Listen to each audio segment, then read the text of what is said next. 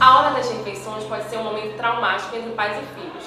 Como proceder quando a criança é ruim de garfo? Esse é o tema do Peito Dó dessa semana. Confere aí.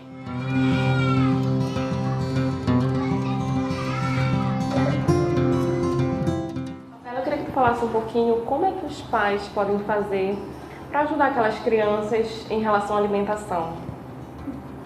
A melhor maneira que os pais têm de introduzir um alimento saudável na alimentação das crianças é expor, estimular, e desde o início, na introdução alimentar, a criança ela precisa ter o contato com esses alimentos de forma mais variada.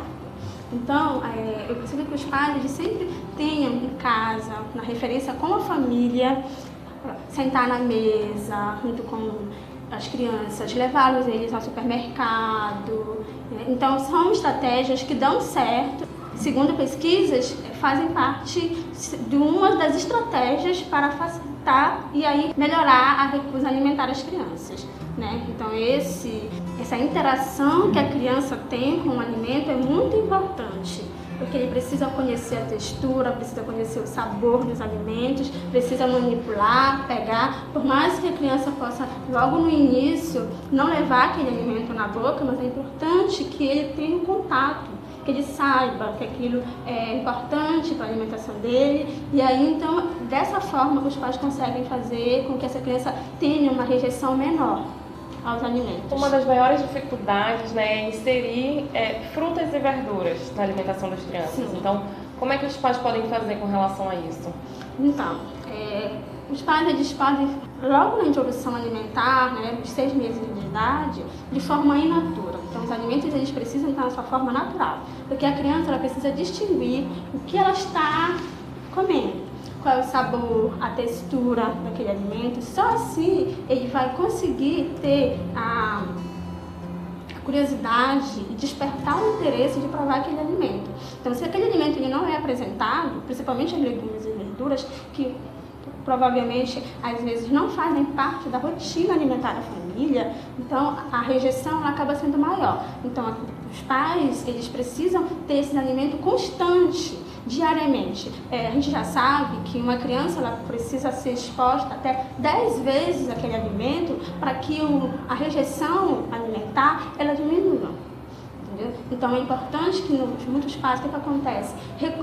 Desistem nas primeiras tentativas e acontece que a criança acaba ficando sem ver aquele alimento na refeição dela, porque o pai interpretou que pela primeira recusa ela não vai mais aceitar. Então é importante insistir e expor. Por mais que a criança não coma, nessa faixa etária é importante que os pais tenham essa insistência na alimentação deles.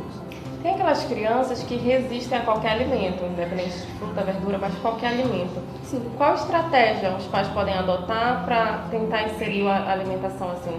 Então, não só o contato, como fazer com que eles participem de todo o processo da alimentação.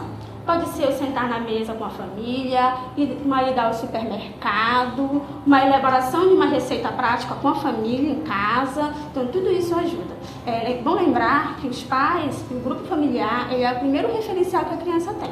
Então, se a família tem o hábito alimentar saudável, se a família vai à feira, então é muito mais provável que essa criança tenha esse hábito também. Então, independente se come fruta ou verduras ou qualquer outro grupo de alimentos, fazendo parte da rotina dele, a aceitação vai ser melhor e maior.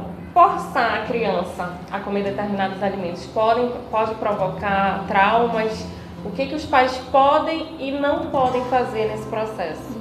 Então, uma coisa muito interessante é que a criança ela precisa ter uma memória afetuosa e positiva da alimentação.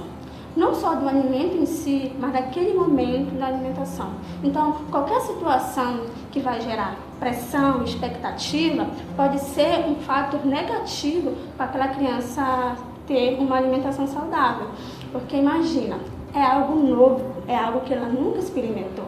Então é importante que o pai tenha uma certa cautela, paciência, porque é natural do organismo rejeitar aquilo que ele não conhece.